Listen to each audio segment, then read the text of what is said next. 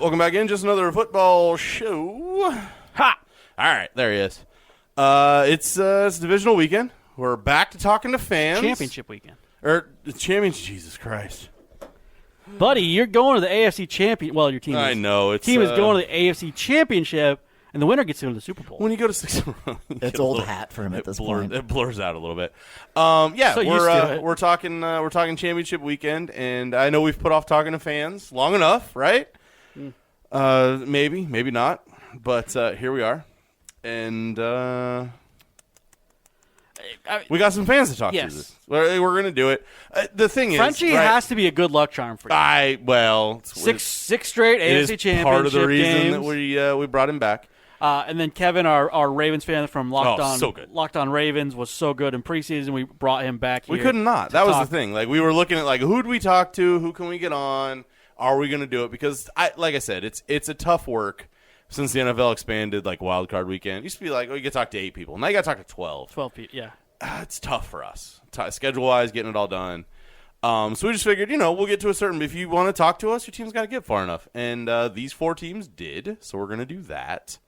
And then you look at it, like I said, and obviously Frenchie's been a staple around here talking Chiefs.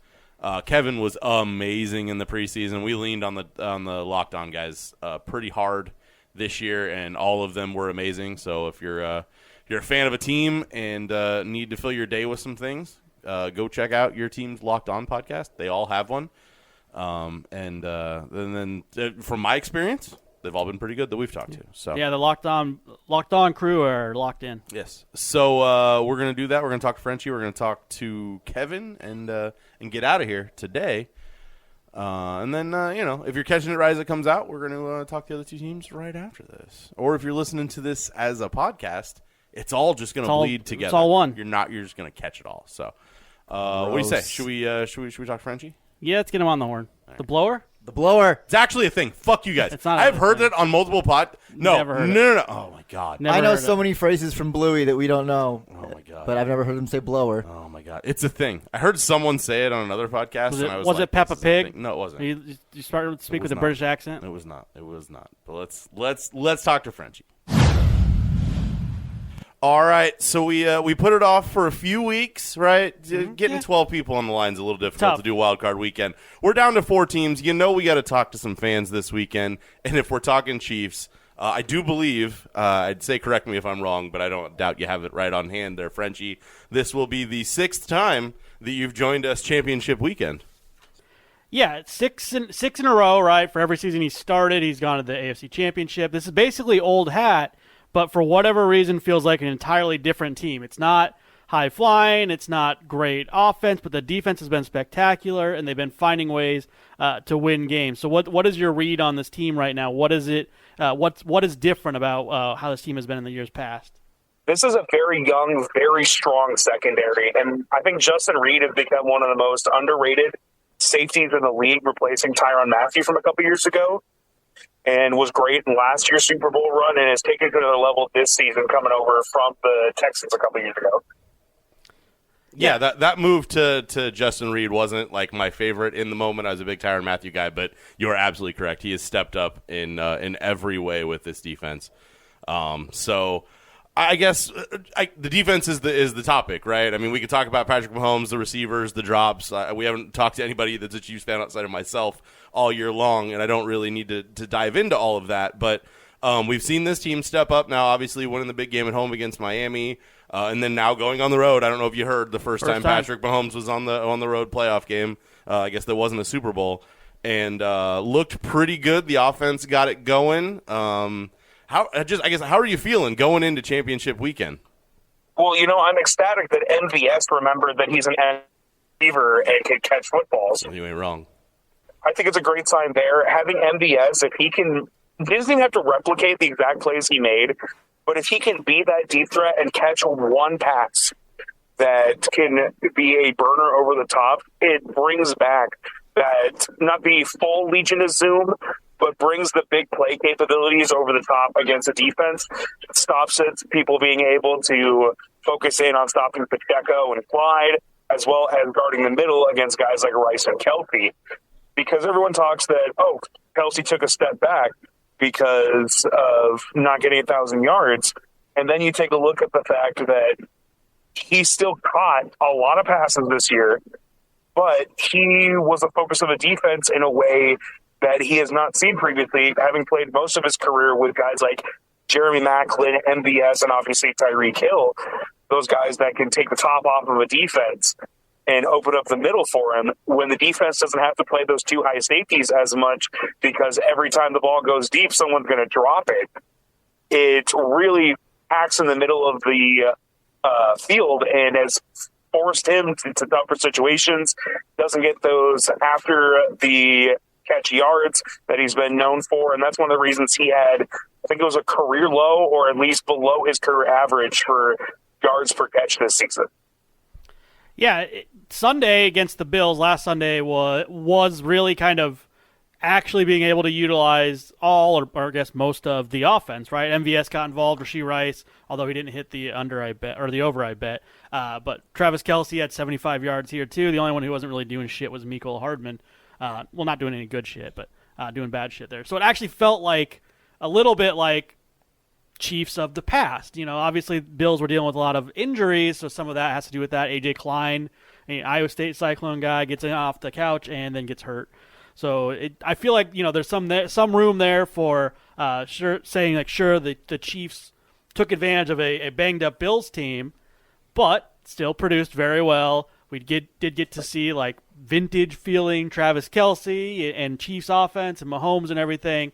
But this upcoming week against the Baltimore Ravens is a whole different ballgame. They are the number one defense in the league as far as fewest points allowed per game. How does a team like the Chiefs, who have been struggling-ish, they're middle of the pack in points scored, how does a team like the Chiefs combat or fight off or compete with Baltimore, who has a fantastic offense? They're at home, great defense. How do the Chiefs do that?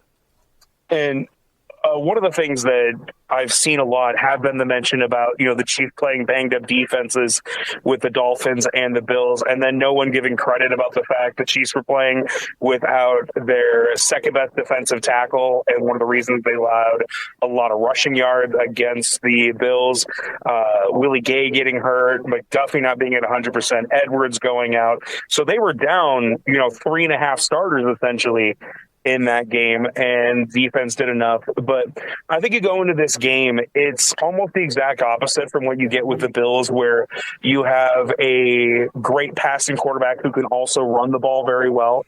On the other side, for the Ravens, you have a great running quarterback who can also pass the ball well. I think one of the things that allowing this defense to kind of settle in is, even with the additions the team made in the offseason with bringing in Zay Flowers and OBJ, that the wide receiver core for the Dolphins doesn't scare me. So I would let guys like McDuffie and Snead and Watson do their thing on the outside, and having that safety help over the top against guys like OBJ and Zay Flowers. Let your secondary settle in, do what they've been doing all season long. It's been said all season long that touchdown for the Bills was the first one allowed by Snead all season long. And that throw was a fucking dime. It was beautiful. And it took one of the best passes all season.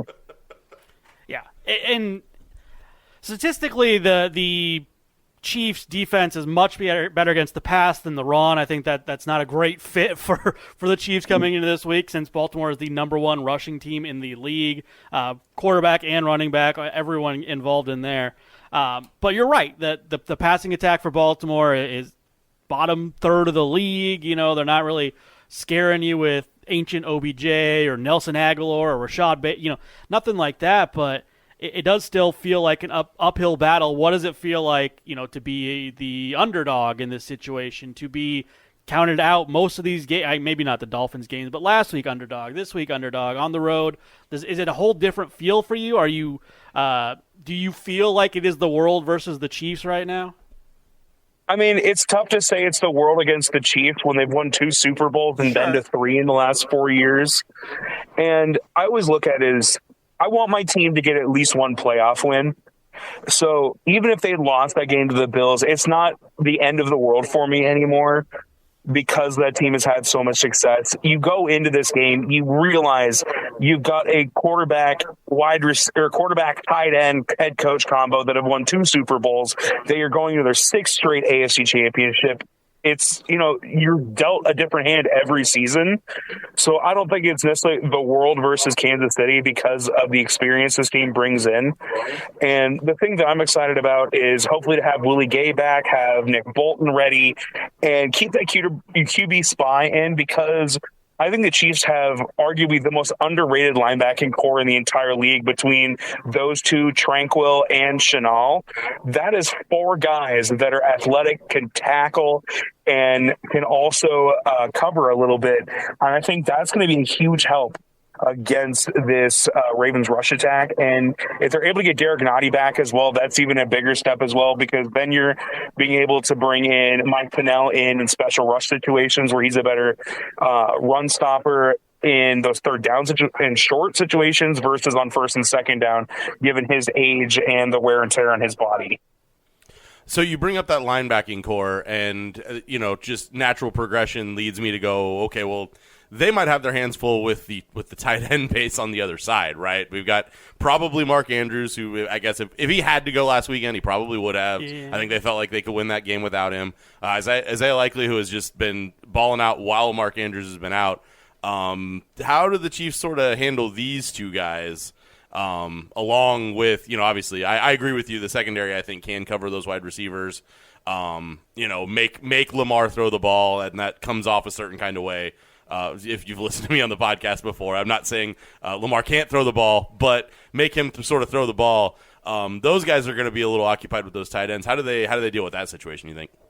So I think this is a situation where you're going to look to a guy like Nick Bolton, kind of like what we saw with A.J. Klein trying to stick with Kelsey last week. I think he's going to be a big player, as well as Justin Reed. That's why I'm hoping Mike Edwards is good to go, because Reed fills that spot with being able to come up, rush the passer, cover in the middle of the field. Well, Mike Edwards is a good over the top safety. That's a little bit of a ball hawk. We saw that big interception against the Dolphins that helped seal that win for Kansas City.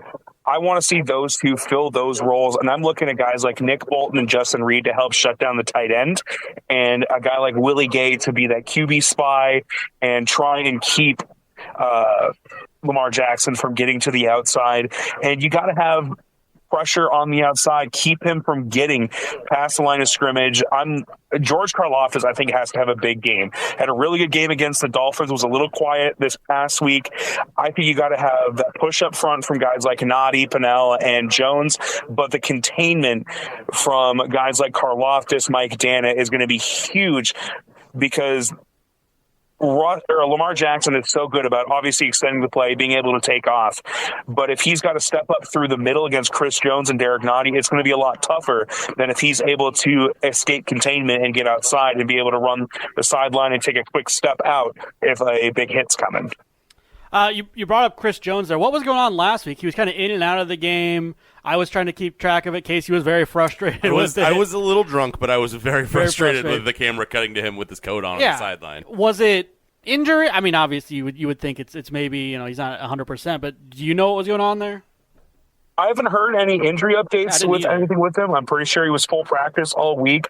It may have just been, with Nottie out, you want to get him some rest early in the game because Chris Jones is going to be so big late in those situations. And he was, I was very much not mad at him by the end of the game, but early in the game, I'm yelling at the TV like, "What are we doing? What the fuck is going on here?"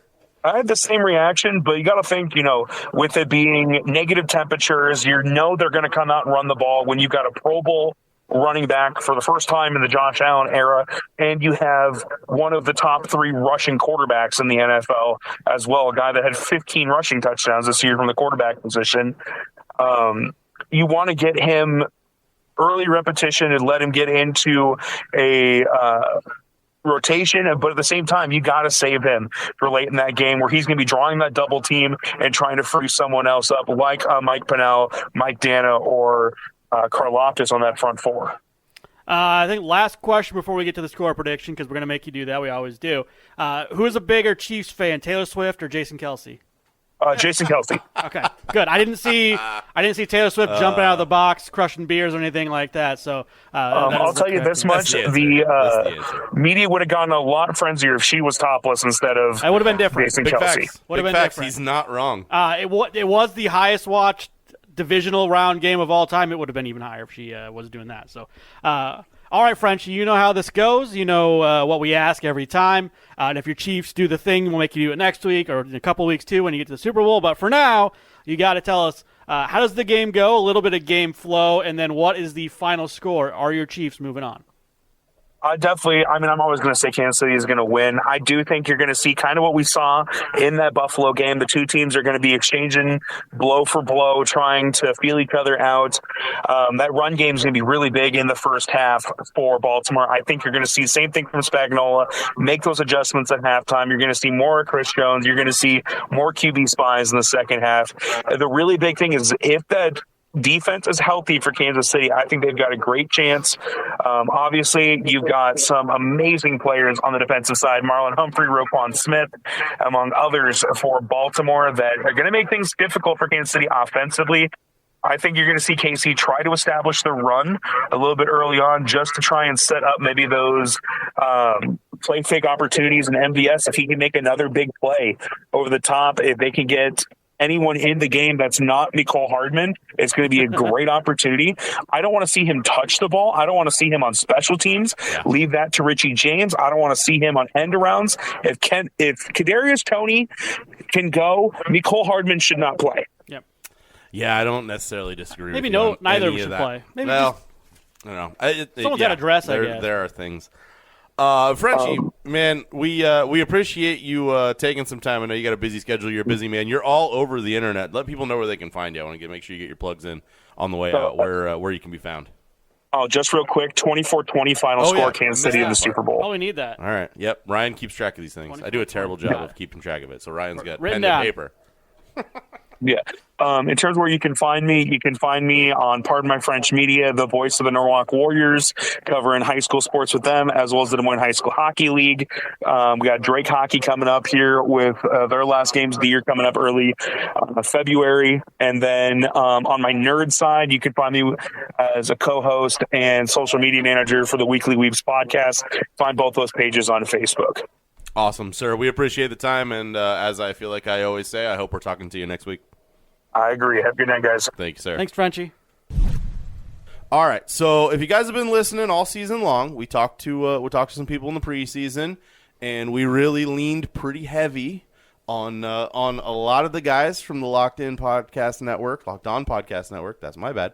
And we're bringing Kevin back on. He came on, was great talking Ravens in the preseason. As soon as we decided we were going to try to cut some time out and talk to some people, he was at the top of our list. Kevin, sir, how's it going? Are you ready for an AFC Championship weekend? I am ready. I appreciate you guys having me back. I had a blast the first time. I'm excited to do it again with you. And the electricity in Baltimore for last weekend, the divisional round, it was electric all the way across the board. This is the Ravens' first AFC Championship game in their franchise history. I'm expecting it to be 10 times more electric this time around. Yeah, I remember watching that game, the Houston game, and thinking, like, I didn't know that Baltimore's crowd had this. There was, 7, 8 pre-snap penalties, false starts. Like, the crowd was getting to the other team, not only the football team. So, very good showing by the Baltimore fans. And like you said, they get another one here, the first time hosting an AFC championship game in franchise history. Yeah, I mean, that's kind of what you talk about home field advantage, or Seattle, the 12th man and everything. Baltimore's crowd was the 12th man in that game. And Houston, they were on a hot streak. They were on fire. C.J. Stroud was scorching hot. But when you go into an environment like that and you have a penalty or two pre-snap, it kind of gets you in your head a little bit, especially for, I think, a younger team where they had kind of had to rotate some offensive linemen. I know Titus Howard had been out for pretty much the entire season, and they were kind of rotating. We've seen Drew Scruggs at left guard. And to me, I think, especially when you get into your head like that, it can be worrisome. And I thought CJ had some great throws on Saturday. On the run, he was dotting guys up. But this Ravens defense has been playing great all year. And when you can't hear the snaps count, and you got to go to silent count. It can mess with your head a little bit, especially if you are a younger team. And I think Baltimore's crowd definitely did get to Houston a little bit. Well, I mean, on the plus side, I don't think the crowd needs to be loud at all for Juwan Taylor to jump off sides. So you guys got that going for you. Sorry, I'm a Chiefs fan over here. So Nothing bitter there, no. No, I'm not mad at that guy at all. Yeah, this isn't exactly how we thought we would be, the team that we thought we would get once we talked in the preseason, but this team has proven to be the best defense in football and top 5 offense as well. Yeah, they've been great all year. And the offense, it took some time to get to where they are today.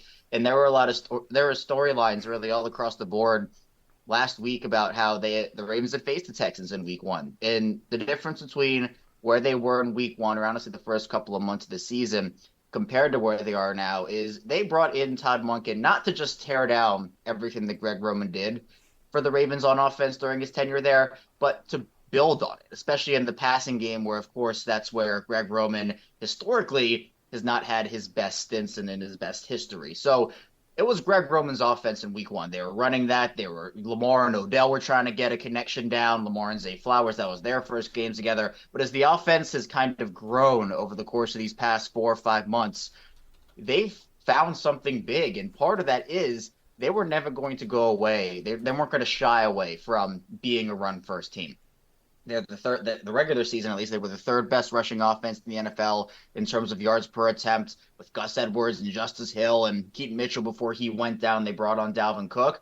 But in the passing game, the concepts are just better. Lamar trusts himself more than the offense. And this is when he wanted the offense to peak anyway. It wasn't realistic to assume that week 1 to week 18 through the playoffs and the Super Bowl, they were going to be putting up 40-plus a game and everything was going to be okay. They had to learn. They had to get the timing down with everybody, understand where people wanted to go, and understand, both players and coaches, what the offense wanted to look like. So it's okay that they didn't peak in October or didn't peak in November. That's not what you want. You want to be playing your best football right now, and both offensively and defensively, Baltimore's definitely doing that. Yeah, and it's offense that at the beginning of the season had J.K. Dobbins. That didn't last very long. Unfortunately, it hasn't so far the last few seasons. And then lost Mark Andrews relatively early in the season. So still making do and getting an MVP season out of Lamar, or an MVP type season. It's not official yet or anything, but MVP level season out of Lamar in a new offense without a couple of his top weapons.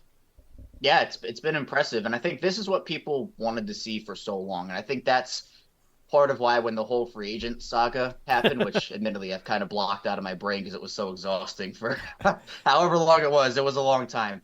But people were so devastated at the idea of Lamar moving on from Baltimore and going somewhere else and just being in another uniform, because we never got to see him prior to this year in an offense with legitimate multiple players who can be a pass catching threat. He had Marquise Brown. He had a couple of guys. Obviously, Mark Andrews has been there with him for the whole ride.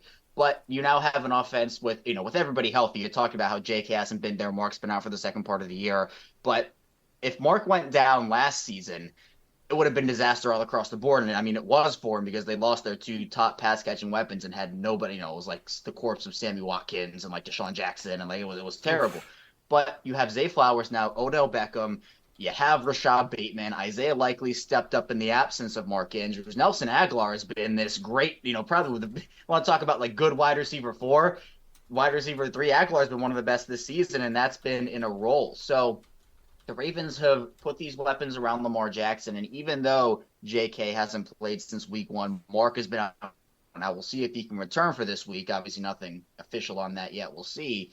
But he is utilizing his players, the guys that he has around him, and the weapons. And we're now seeing that he can put up numbers. And again, box score-wise, the way the offense is built, he's not going to throw for 350 passing yards per game. But even when he throws for 152, like we saw against the Texans, his team can win by 24. It's partially because the defense is so good, but I mean, a lot of it also has to do with the fact that Lamar is such a game changer in ways that go really far beyond the box score. Yeah, the defense is probably getting a lot of the attention right now. They're top defense as far as points allowed per game, fewest points allowed per game. But it's a top 5 offense. 28 points per game is the average right now. Lamar is doing Lamar things, throwing the ball well, running the ball well. Overall, it's a very good team. Does this Baltimore team have a weakness, something that Kansas City can kind of set their eyes on and exploit? Well, part of it for them, if you want to look at the box score first, it has been their run defense. Now, I think it is a little skewed because Baltimore had a couple of really, really bad games throughout the season. Cleveland, they gave up a buck 70. They ended the year with giving up 2 back-to-back 150-yard games. So I think the number is a little bit skewed. But then we saw against the Texans in the divisional round, both, credit to the offense and the defense. Baltimore had almost 200 more rushing yards than the Texans did, and that only held the Texans to about 34 yards, if I'm remembering the number right. So they have guys in the defensive front, but sometimes they can get moved and they want to focus more. The pass defense has been incredible, but the run defense has been a bit inconsistent. So if you catch them on a day where they're not defending the run up to the way that they can, and I think they can defend it well, and we've seen it, but if they're not defending the run well, and Pacheco, we know, is probably the hardest runner in the entire NFL. And I know the thing going around all week has been what happens when Isaiah Pacheco meets Roquan Smith in the hole. I don't even want to know what that collision is going to be like. It's going to be violent. But I think if you're looking at another weakness for Baltimore, they've kind of shored up a lot of them. I will say that they can be mistake prone at times, and the fourth quarters have also been iffy. Now, they've cleaned a lot of that up, especially after the bye week when they had that gauntlet. They had the Rams coming out of the bye, Jaguars, 49ers, Dolphins, then Steelers. Obviously, they lost the Steelers game because they didn't play their starters. But earlier in the season, we did see them, whether it was drops, whether it was turnovers, whether it was other mistakes like penalties or miscommunications, they were present, and they were present in a lot of games. So if Kansas City, if there's a way you want to beat Baltimore, you got to take advantage of those mistakes. Another thing is getting into the red zone. Houston did not get into the red zone at all on Saturday. Baltimore has been one of the better red zone teams in the NFL this year. They've been towards the top of that list. But that's their defense. They predicate their defense on taking short stuff and taking intermediate stuff. So if Kansas City wants to work their way down the field that way, the Ravens predicate themselves on making sure that the opposing offense ends a drive in a punt or a field goal every single time, and they think that's good enough to win, and for the most part, it has been this season. So if Kansas City wants to take some of that stuff short and intermediate, they can. It will be there for them, but the Ravens fly to the football, and you can maybe catch them on a day where they're missing tackles. That really hasn't been a huge issue this year, but it's popped up here and there along the season. Any concern about the disparity in playoff experience? Obviously, Kansas City Chiefs, 6 straight AFC Championship games, whether they're hosting or whether they're at. Obviously, Patrick Mahomes is, I think he's like the 8th winningest player in playoff history at this point, and Lamar's only won a handful of playoff games. So experience is different here. Do you think that is going to be a disadvantage? Obviously, it's not ideal, but.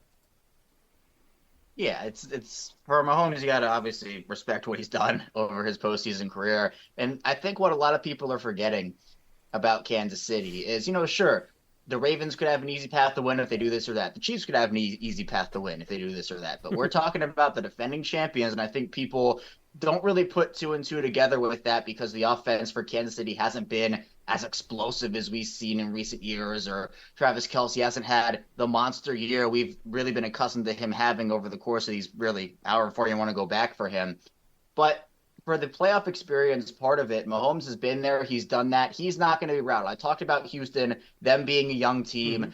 Houston had, from week 1 to where they were, week 1 was C.J. Stroud's first NFL game. It was DeMeco Ryans' first game as NFL head coach.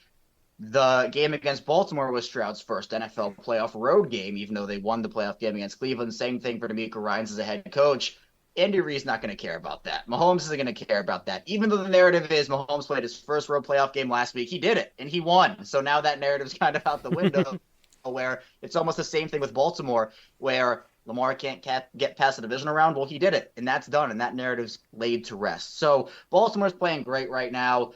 From a pressure perspective, Mahomes, all those guys on the Chiefs who have been there, done that, and there are plenty of them on that roster, they're not going to be phased. Maybe the crowd noise, you mentioned Juwan Taylor, maybe that's somebody who falls victim to it. But in terms of Lamar and it being his first AFC Championship game, I'm sure there'll be some form of jitters for him, but he's so locked in this year where I think maybe any other year, I'd say, maybe the jitters will affect him and it might cause maybe a downfall, but the way I've seen him locked in this season is unlike really anything I've ever seen before. And that gives me at least confidence that it won't affect him as much as maybe some people think it might. Well, Kevin, let's put that confidence to the test here. We make everyone go through, and once we do these interviews, we ask final score, a little bit of game flow. So, Kevin, give me a little game flow, how you think this game is going to go on Sunday, and then hit me with the final score. Yeah, what I would expect is for Baltimore I'll say, if I'm getting very specific, I'll say Kansas City gets the ball first, and they go down, and either they score a field goal on their first possession, or maybe they get to Baltimore's 40 or 45-yard line. And then Baltimore's offense comes out, maybe struggles a little bit in the first quarter or quarter and a half. Kansas City will put some points up on the board. But I think what we see and what we've seen, especially, we want to go back to Saturday, is the halftime adjustments from both Todd Monken and Mike McDonald. So I think it's not exactly two different games, but they are not only coaching the game at hand, and again, a ton of coaches do it. It's not just exclusive to these two guys. The Chiefs are going to be doing the exact same thing. But those locker room halftime adjustments, I think, will decide the game. And what I've seen from Baltimore's coaches, not that Kansas City hasn't done it this year, but Baltimore, to me, I think will come out with those adjustments. And there aren't a lot of ways you can stop Patrick Mahomes, right? You can only hope to slow him down. And so he's going to make some of his plays. I expect Travis Kelce to have a decently big-sized game and Rashee Rice to obviously get his. But in my opinion, if other players on the Kansas City wide receiver core don't step up, and we just haven't seen it for the most part this season with guys like Justin Watson, Sky Moore, Kadarius Toney, etc., I don't know. Marcus Valdes-Scantling's been a disappointment too. So I think with the way Baltimore's secondary is playing, if you can shut down Isaiah Pacheco in the run game, which obviously has been a good spot for them this year, and force anyone other than Rashee Rice and Travis Kelce to beat you, again, much easier said than done. I think the Ravens can win this game. So I expect it to be close. I expect the Ravens to really dominate on the ground. I think we saw in that Buffalo game, and the Kansas City run defense all year has been not wonderful, especially in terms of stats. So I think that Baltimore tries to establish that early, and that'll open up some of the play action, maybe some of the QB draws or powers or any of that sort of stuff you want to put in there. So I'll say Baltimore will beat Kansas City. I'll say they'll come out victorious, and if I'm given a final score, I'll say maybe around 27-23 Baltimore wins it. All right. Yeah, I think it's the defenses are gonna clash, and it's gonna be a race to a certain number. You just gotta figure out what that number is. I'm with you. All right, Kevin, man, we appreciate you taking some time to pop on with us. I know you got a lot of stuff going on. Let people know where they can find you. Obviously, we've been following you on the old Twitter machine, or the X, I suppose, whatever people want to call it, and what you're doing. But let people know where they can find you and interact and all the happy stuff there. Yeah, I appreciate you guys having me on. Always fun. I'm glad I was able to hop on here and talk some football with you. You can follow me, over on Twitter or X, however you want to call it, at ChaosStriker34. I'm the host of Locked On Ravens podcast too, so 5 days a week. Plus, we're doing bonus shows and bonus content, live shows during this whole playoff stretch, post-game reaction. So there will be a live reaction whether the Ravens win or lose after that game. You can follow over on YouTube, subscribe over there. We just hit 6,000 subs over there, so exciting milestone. And also in audio form wherever you get your shows. Also doing some work at the Ryan Ripken Show, which we talk Baltimore sports and in studio type thing, so that's really cool. And also writing over for the Ravens Wire, where, of course, written content for everything Baltimore Ravens. So very Ravens NFL-centric over here, and it's fun, it's exciting, and I'm looking forward to a good game on Sunday. Yeah, we appreciate, like I said, we appreciate you taking the time. And if Baltimore gets it done, expect us to be creeping into your DMs again to talk a little Super Bowl, begrudgingly or not by me. So absolutely, I'll be there, guys, win or lose. We appreciate it, man. We love having you on. We really appreciate you taking the time with us. Absolutely, thanks so much, guys. Thanks. You all right? Well, that's the first game. Is that the on first Sunday? game? Yeah, it's first game on Sunday. Sure. I don't like it. I'd rather it be the. I don't know, it seems to be that way. I don't know. That's what it was. All I remember is like the year that we came. It's inside baseball. The year that we came back from the Royal Rumble, like left stupid early. The Chiefs were the first game that weekend too. Wasn't. I like being the later game. Let me get lubed up and have some beers before. Beers. You can still have the beer. Oh, and sir, I will. I'm sure. I don't like that phrase. That's going to get lubed up. The first thing I said on this entire episode was, I don't like that Getting phrase. lubed up here, yeah. Is that the first thing you said on this episode? Yeah. Holy shit! Well, Jam's back. Hey, guys, Jam's gonna play a big part in was a our, little our late. conversation about the Niners. Yeah, he didn't make it in with Frank. He had to do. He gets the hard part. So Yeah, This is he's gonna do some heavy lifting Do with the some Niners. prep work. That episode will also be available here. If you're listening to it as it releases, might be an hour or so. If you're listening to the podcast, we're just gonna keep going, and it's gonna happen. Like we're doing all 4 fan interviews back to back to back to back. back to. We appreciate everyone that's joining with us, but that's all we're doing here. Make sure you guys are checking out the podcast. If you happen to be just catching this on YouTube, like what you're listening to. We do this shit a lot, so you should check out the actual podcast feed, check out the Facebook, check out the Twitter. Ryan runs that really well. We appreciate that from him. But until the next episode or the next fan thing or whatever, this has been Just Another Football Show. Bye. See ya. Act one, scene one. Oh.